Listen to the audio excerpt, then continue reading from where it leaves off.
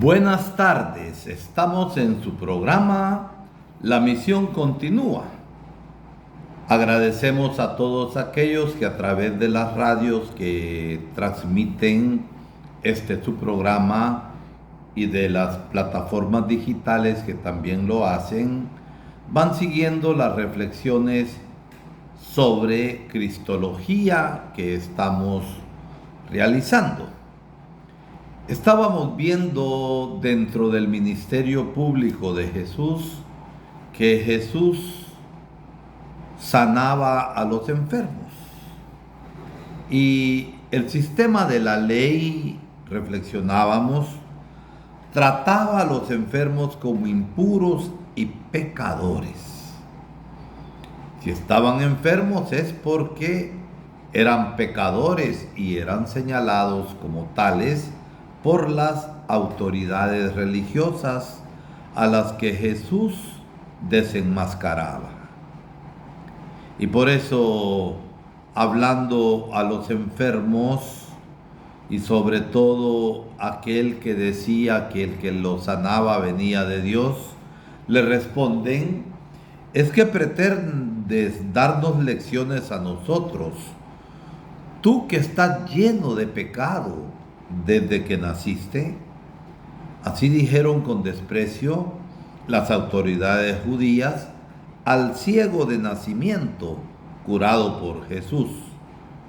Los enfermos, además de sufrir físicamente, eran humillados en su dignidad, y Jesús los curaba para devolverlos, además de la salud física, dignidad y ciudadanía. Los milagros de Jesús representaban la denuncia de todo aquello que obstaculizaba la vida, y era una buena nueva, el anuncio de vida plena. La situación del pueblo era de sufrimiento, un pueblo enfermo por la exclusión y la marginación en que vivía. Por eso las curaciones milagrosas de Jesús adquirieron el significado de verdadera resistencia popular contra los desmanes de los poderes corruptos. Y nosotros en nuestra Guatemala hemos de tener resistencia y luchar para quitar esos poderes corruptos que oprimen al pueblo. Jesús nunca hizo curaciones y milagros de manera exhibicionista para adquirir fama y poder. Todo lo contrario, el Señor exigía silencio. Nunca fomentó el Señor la gritería, el fanatismo y los aplausos. Después de realizar algún milagro, se despedía de las multitudes y se retiraba a lugares desiertos para orar y cultivar la comunión profunda con el Padre y el Espíritu Santo. Algunas veces pedía que las personas curadas anunciaran la misericordia de Dios. Por lo tanto, el sentido más fiel de la expresión bíblica, curar a los enfermos, es practicar la misericordia. Repito, el sentido más fiel de la expresión bíblica, curar a los enfermos, es practicar la misericordia, la solidaridad, la acogida y el compartir. Esto provoca admiración, gratitud, maravilla. Este es el sentido de la palabra milagro. Y la naturaleza era el símbolo de las divinidades y poderes opresores de la época. Era también símbolo de la inmortalidad por cambiar de piel cada año y de la ambición de las personas. El demonio no se menciona en la experiencia del Éxodo ni en los profetas. La fe en Yahvé, Dios único, no admitía un doble origen: el origen del bien venido de Dios y el origen del mal venido de seres demoníacos. Fácilmente hacemos esa distinción simplista, y la fe no admite eso, el origen del bien venido de Dios y el origen del mal. Más bien, ante la presencia del mal, hemos de luchar con todas nuestras fuerzas y con el poder de Dios. Demonios, diablos, espíritus malignos aparecen con frecuencia en los pueblos venidos al antiguo Israel, como en Egipto, en Mesopotamia y en el mundo griego. Tales pueblos admitían dos tipos de divinidades: los dioses del bien y los dioses del mal, llamados también demonios y potencias maléficas. El pueblo de la Biblia vino a conocer esta terminología, demonios, diablos, Satanás, durante el exilio en Babilonia, más o menos del 587 al 538 antes de Cristo.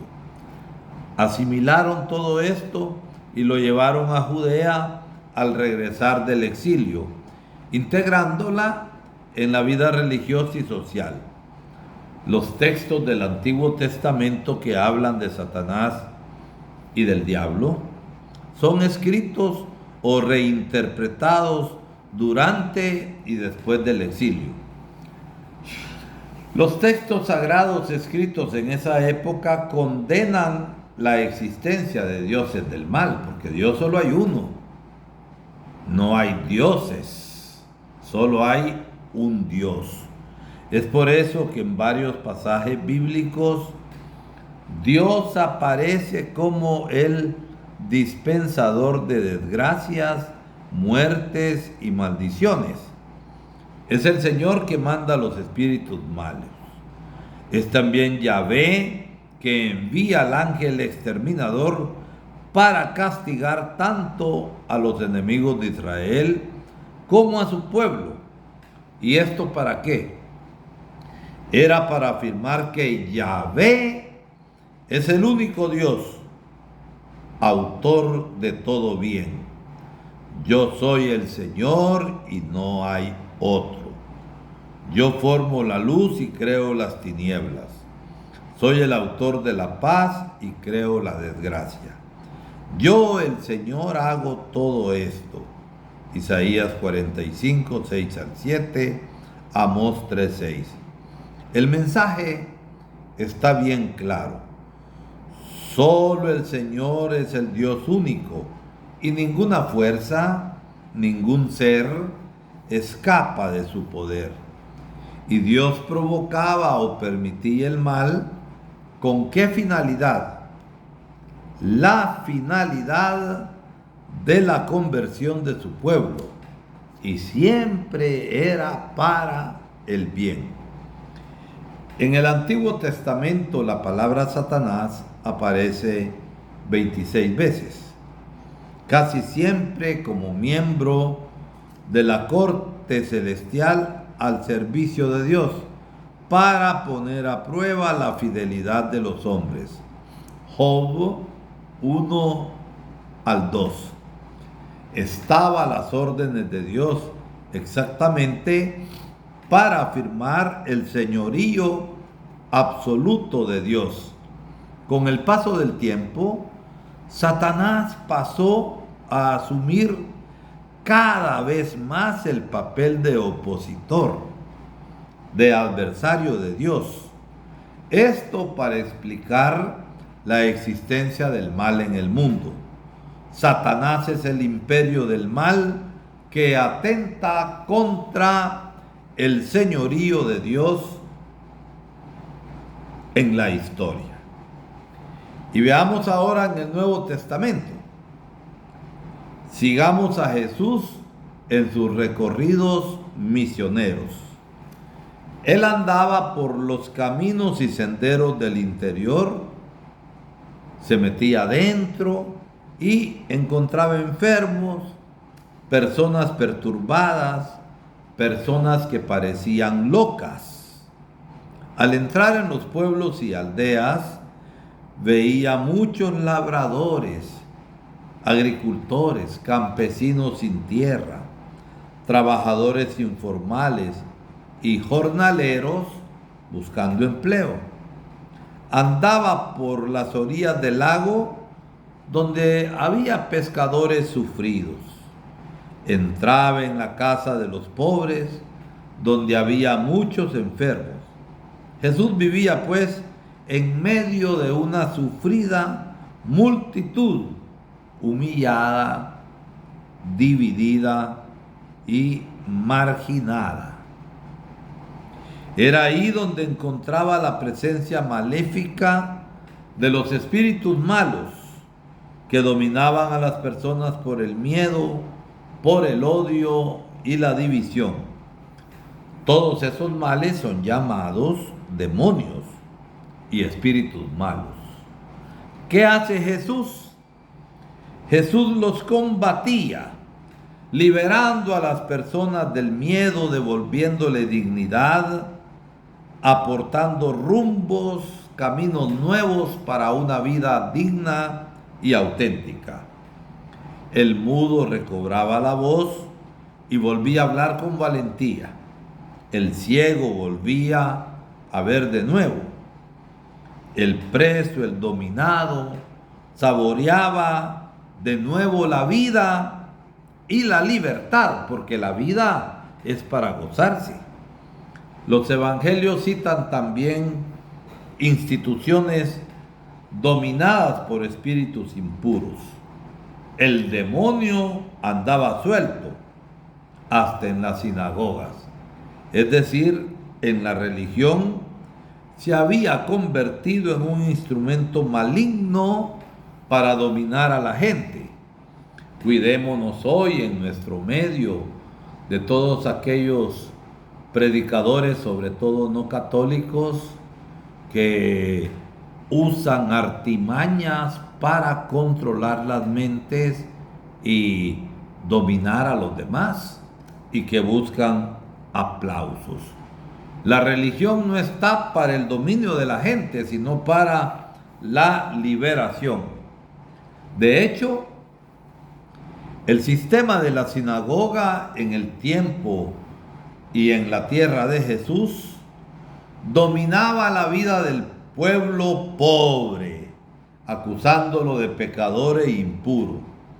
El pueblo vivía temeroso, amedrentado, callado, amarrado, humillado.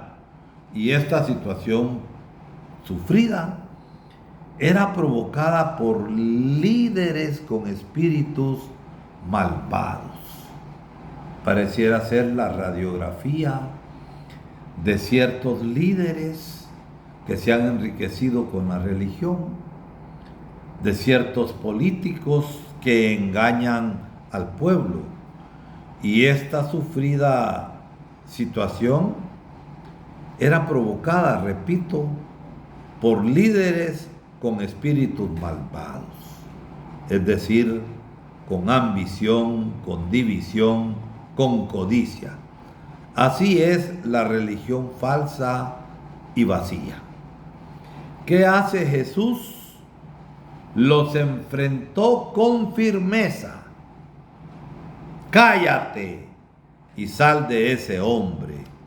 Jesús liberaba a las personas del miedo y estas personas ya liberadas se admiraban y se admiraban de tanta maravilla, saltaban de alegría y de esperanza. Un nuevo amanecer estaba despuntando. El alba de la vida digna ya está presente. En Marcos 5, del 1 al 20, Jesús se enfrenta a una legión de espíritus impuros. Legión era una palabra militar. El ejército romano estaba organizado en legiones y cada legión comprendía de 6 a 10,000 soldados. Imaginen qué grande era. Los estudiosos informan que había una legión romana estacionada en Siria, al norte de Galilea, manteniendo probablemente una guarnición de 2,000 soldados en la región de Gerasa, con los gerasenos. Todo indica que la legión de espíritus malvados que salió del hombre y que entró en los cerdos, en los coches, como decimos popularmente, arrojándolos en el mar, donde todos se ahogaron, es una referencia a la presencia de los 2,000 soldados romanos en aquella región. Ocupaban la región. Los autores sagrados veían también en ese hecho la muerte por ahogamiento del ejército del faraón en el Mar Rojo, cuando el pueblo salió de la esclavitud de Egipto. Para el pueblo de la región, el ejército romano era la fuerza del mal que dominaba y explotaba. Pensemos nosotros en nuestro ambiente, en nuestros pueblos, en nuestra patria Guatemala. ¿Cuáles son las fuerzas del mal que nos dominan y que nos explotan? Y que hemos de luchar contra ellos, porque Dios no nos crió para el sufrimiento, para ser explotados. Nos crió para una vida plena, completa y digna. El mensaje del texto es bien claro. Para Jesús es más importante la dignidad de una persona que 2,000 cerdos. Jesús desenmascara y condena duramente la explotación y dominación del ejército romano. Estudiosos bíblicos concuerdan en afirmar que el fenómeno de posesión demoníaca en la época de Jesús tenía que ver con una dura situación social y política del pueblo. Dios no quiere que su pueblo sufra. Por eso Jesús se enfrentó esas fuerzas demoníacas con sorprendente autoridad y anunció la buena nueva del reino, la buena noticia. Los autores sagrados exageran el poder de los demonios. ¿Para qué? Para después reducirlos a la nada. Era una manera de ponerlos en ridículo. Antiguamente no habían tantos conocimientos científicos sobre enfermedades.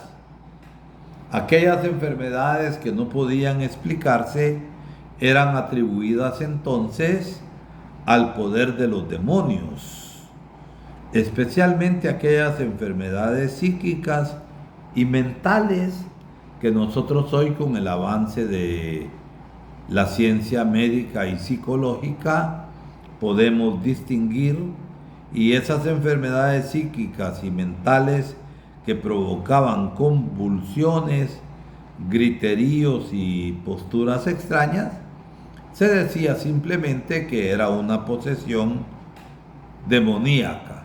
Y por eso Jesús dice: sal de ahí.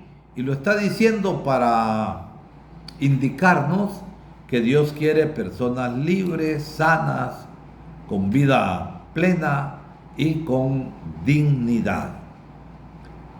El Evangelio según Mateo, al presentar a Jesús sanando a un niño epiléptico, comenta: Jesús reprendió al demonio y éste dice, abandonó al muchacho que desde aquel momento quedaba sano.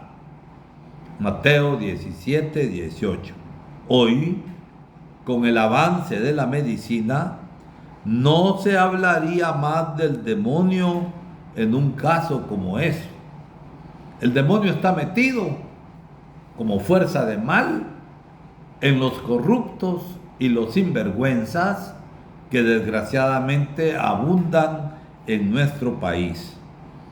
Los demonios y Satanás aparecen para dominar a las personas o bien para desviarlas del buen camino. Jesús también fue tentado por el demonio. Fue en el desierto, un lugar difícil y en un momento de gran fragilidad física, cuando tenía hambre el Señor. El demonio aparece como alguien que conversa cara a cara con Jesús, como que si fuera una persona conocida. Lleva a Jesús a un monte alto, casi empujándolo, y luego va con él a la parte más alta del templo, como que si lo estuviera tirando y empujando.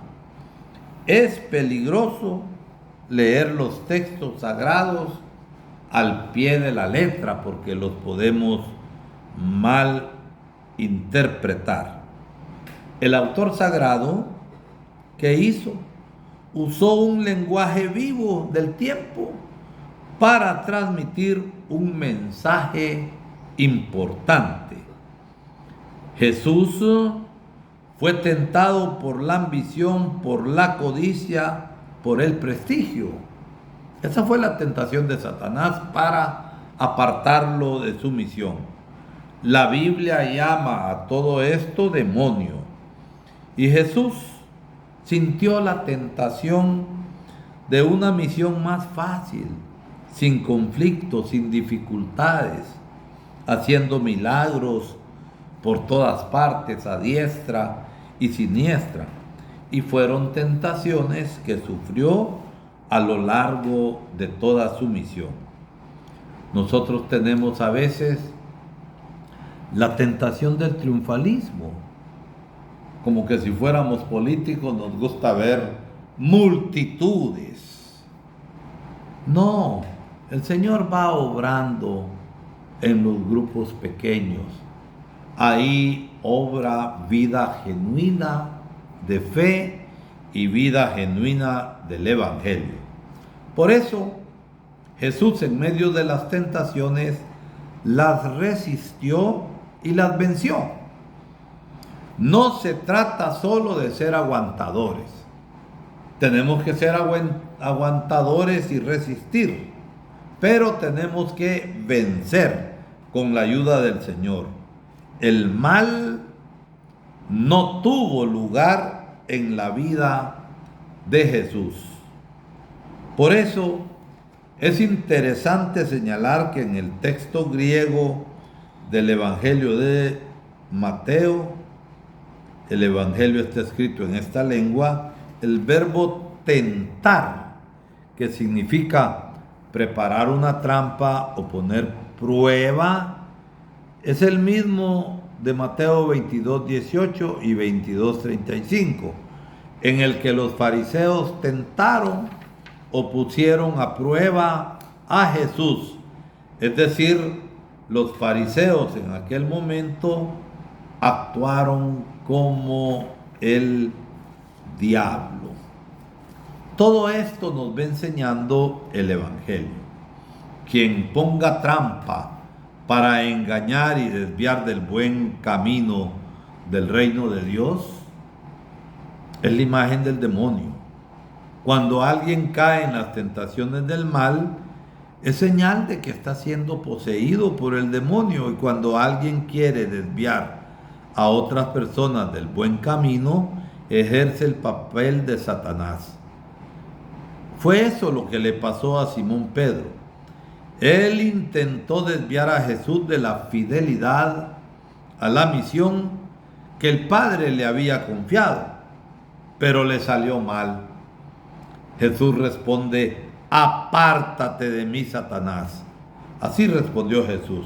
Y Satanás era la fuerza del mal, de la ambición, que se había apoderado de Simón Pedro en aquel momento.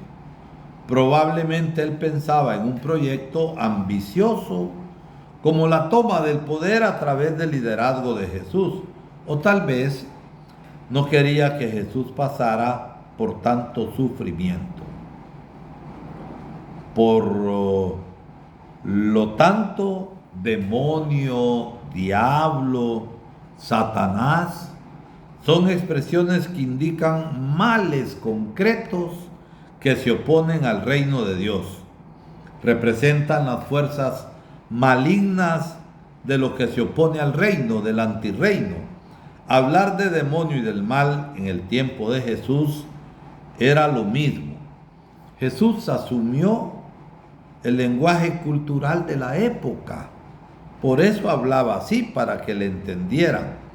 Una vez dijo ante las autoridades judías: el padre de ustedes es el diablo. Juan 8:44. Y luego explicó: hijos del diablo son los asesinos, los mentirosos, los que defienden y sostienen sociedades mentirosas y corruptas. ¿Cuánta gente así hay en nuestra patria? Hay que vivir en esperanza, uniéndonos y luchándonos con la fuerza de Jesucristo para vencer el mal. Terminaremos esta reflexión en el próximo programa y además hablaremos de la muerte y la resurrección de Jesús. Que Dios les bendiga. Pasen buena tarde.